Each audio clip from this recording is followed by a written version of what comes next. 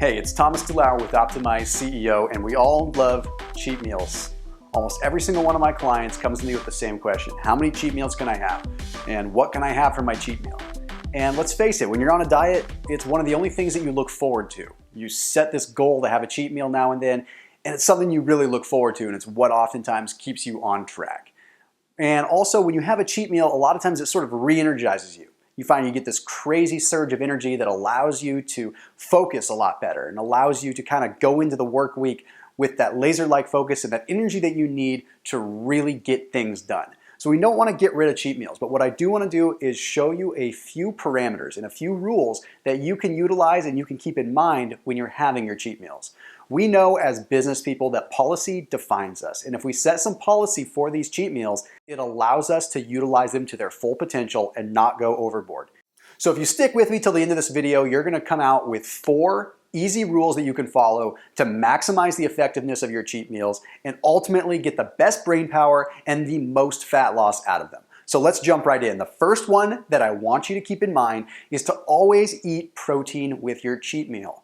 The reason that you always want to eat protein with your cheat meal is because, one, it's going to satiate you. It's going to keep you full. And you want to eat that protein first because it's going to satiate you enough where you may not want to go quite as overboard on the sweets, or you may not want to go quite as overboard on the starches. The other reason that you want to keep high protein in your cheat meal is because chances are you're going to be having carbohydrates with the cheat meal.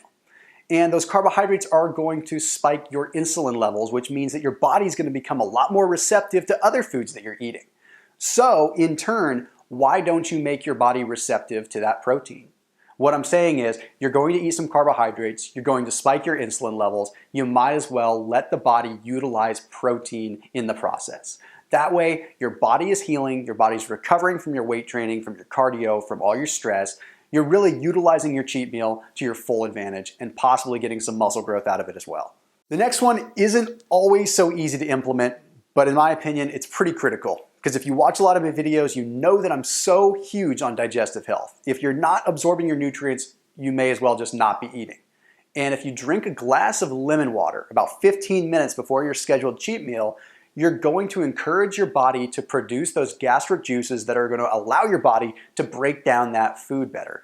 I don't know, but if you're like me, you've probably had a cheat meal before and it makes you feel kind of doubled over in kind of abdominal distress for a couple hours afterwards if it's food you're not used to. Drinking some lemon water is going to help reduce that. It's also going to make sure that you're absorbing the positive attributes of that cheat meal. Maybe some of the polyphenols, maybe some of the phytonutrients, maybe some of the good proteins that you need, some of the good vitamins and minerals. It's going to allow you to absorb and extract what's good of the cheat meal and maybe do away with some of the bad.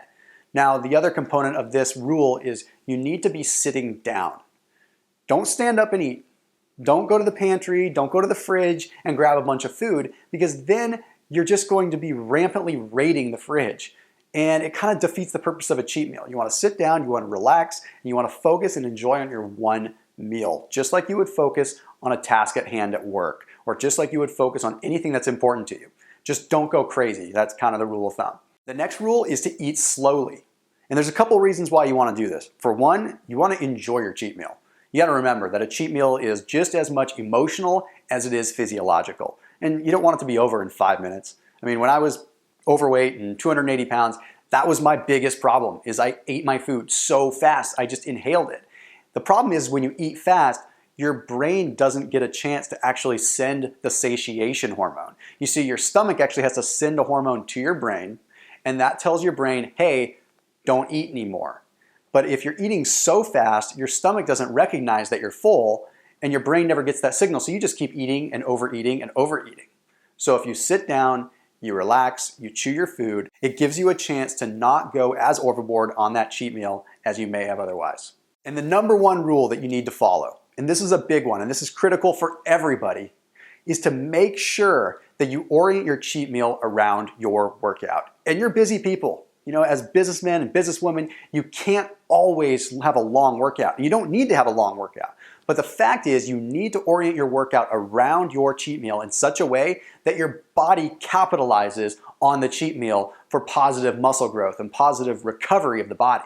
So go to the gym and hit a full body resistance training workout, because that's also going to increase that insulin sensitivity within your body, which makes it so that your body will use that cheat meal better.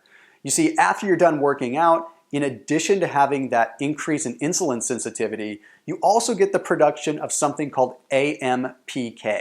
The production of AMPK encourages protein synthesis, which means the metabolism of protein, but it also encourages glucose uptake, which means that instead of the sugar floating around your bloodstream, the sugar is going to go to your muscle where it belongs, giving you energy for your next day's workout. You can literally capitalize on your cheat meal so much that you can have it give you energy for the rest of the week's workouts, as long as you orient it within 2 hours of your high intensity workout. So there you have it. 4 simple rules, policies to follow when you're gonna have your cheat meals. Again, we're not robots. We're not gonna stick to a Tupperware diet day in and day out, especially being as busy as we are. So make sure that when you have your cheat meal, you follow these rules and you're gonna get the most out of it. Thanks, I'll see you in the next video.